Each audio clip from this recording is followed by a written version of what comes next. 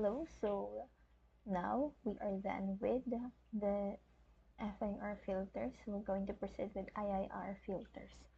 So the objectives are to design and implement IIR filters using Python, apply the IIR filter to signal visual and visualize the effects, and to analyze the frequency response of the IIR filters. So let's proceed with the code.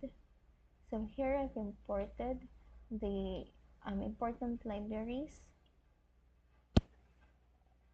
and define the parameters. F of s is equal to 1000 and divide the time until that range 1 over f of s. Next is to generate the waveforms, to generate the signals. So for the low frequency, we have 50 hertz added here, and for the high frequency, we have the 200 hertz. And this two has been added to create random noise. A random noise is added to simulate a real-world noisy signal. So this has been plotted here and labeled with noisy signal. Then we have here the IIR Butterworth low-pass filter design.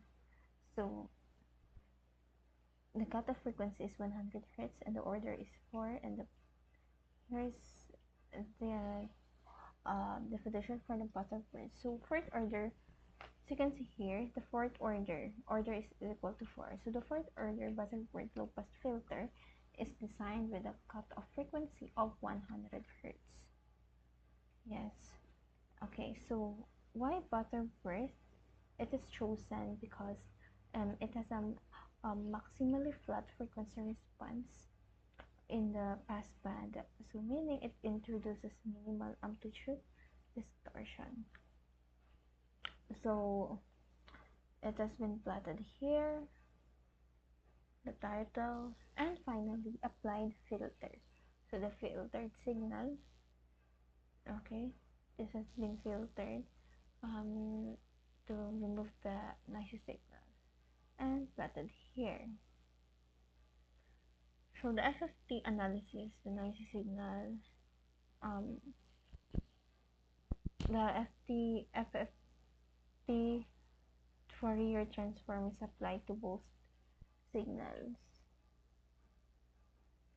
And let's see how this goes. So let's start debugging.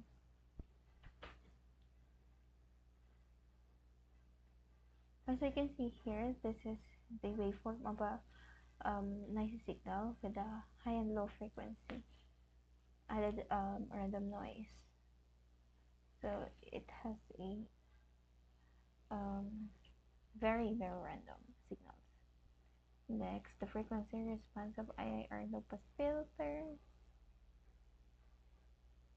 And here's the noisy signal. So the two has been compared here in this figure for the noise and for the filtered ones. You can see here there's no small waveforms or what we call noise because it's been filtered.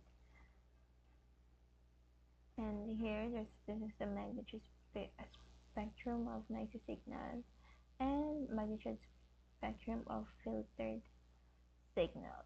So there's really no noise when a signal has been filtered.